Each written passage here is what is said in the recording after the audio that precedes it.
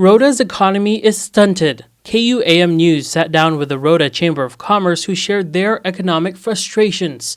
Chamber President Stephen McCoy helps manage a restaurant, hotel, and stores with his wife, Jackie Manglona. Shipping is definitely one of the biggest issues here. Just give you an example of something I'm currently dealing with at Lucky 2.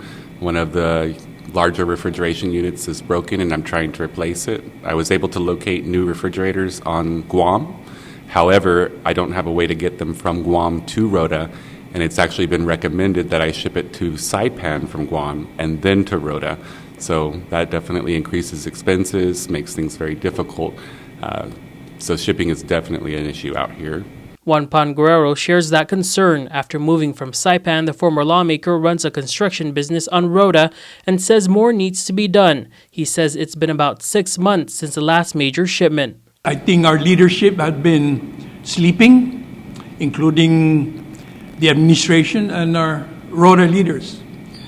They don't seem to grasp that this is a major issue. Local businesses turn to airlines and smaller commercial boats to get what they need from Guam and Saipan. Dana Calo helps manage Calo Enterprises Incorporated. So with the current smaller commercial boats that we utilize to ship our product for our Sasanaza service station, it's a lot of manual labor, and we don't have an ideal marina set up for 9,000 pounds of goods. So it requires a lot of heavy lifting from the boat to the dock, then the dock to solid ground, from solid ground to the vehicle, and you touch the product 3 times just to get it to the vehicle and then load it up towards your store. So it's a lot of manual labor and time consuming, so we don't have the ideal marina setup. That elaborate process means hiring more people for manual labor, adding to the sticker shock on the shelf.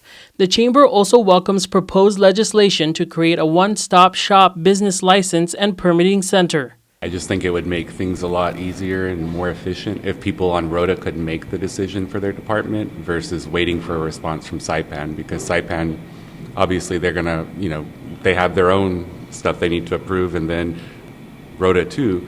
So I think, the one-stop would be nice to have somebody on island that can make these approvals for different departments and different licenses, like he said, a lot of times you can go around and the business licenses might be expired or permits might be expired on the board, but they've already been applied for, they've already been inspected. We're just waiting for the updated paperwork. And there's been times when I've gotten the license, or like for instance, alcohol and tobacco, the one that we had expired in 2020, I didn't get another license until 2023. I paid for them and we did all the requirements, but I didn't receive them. So, if somebody on Rota could make that decision. It's a burden for businesses already feeling isolated because they're simply not on Saipan. With proposed tax and fee hikes, local businesses just want the government to create an environment where they can thrive and survive. Some of our members of the legislature think that because we don't pay tax as much as they do in Saipan, we have to forget about Rota and Tinian. That's a misconception.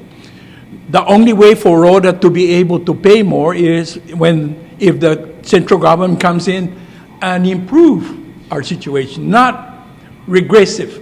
Right now, we see people leaving island.